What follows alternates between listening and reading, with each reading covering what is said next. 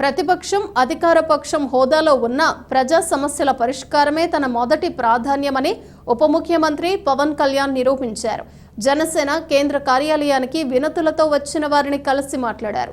Assembly నుంచి తిరిగి వస్తుండగా పార్టీ కేంద్ర కార్యాలయంలోని హెల్ప్ డెస్క్ వద్ద ఉన్న పలువురి నుంచి ఆయన అర్జీలు స్వీకరించారు. వాటిపై సంబంధిత అధికారులతో మాట్లాడి పరిష్కారానికి ఆదేశాలిచ్చారు. ప్రతిపక్షంలో ఉన్నప్పుడు జనవాణి కార్యక్రమం ద్వారా ప్రజల సమస్యలు విని పరిష్కారానికి కృషి చేసిన పవన్ అదే ఒరవడిని కొనసాగిస్తున్నారు.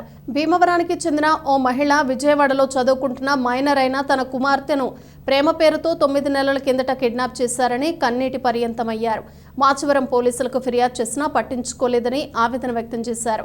స్పందించిన పవన్ మాచవరం సిఐతో ఫోన్లో మాట్లాడి చర్యలు తీసుకోవాలని ఆదేశించారు.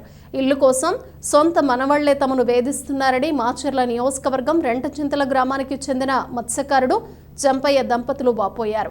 రాజకీయ కారణాలతో కక్ష కట్టి తనను ఉద్యోగం నుంచి తొలగించారని జగ్గయ్యపేట వ్యవసాయ మార్కెట్ యార్డ్లో పనిచేస్తున్న పాటి నాగరాజు చెప్పారు. సుమారు 30 మంది దివ్యాంగులు వారి సమస్యలను ఏకరవు పెట్టారు.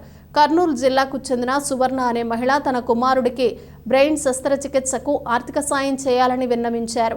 ఆయా సమస్యలను పరిష్కరిస్తామని పవన్ వారికి భరోసా ఇచ్చారు.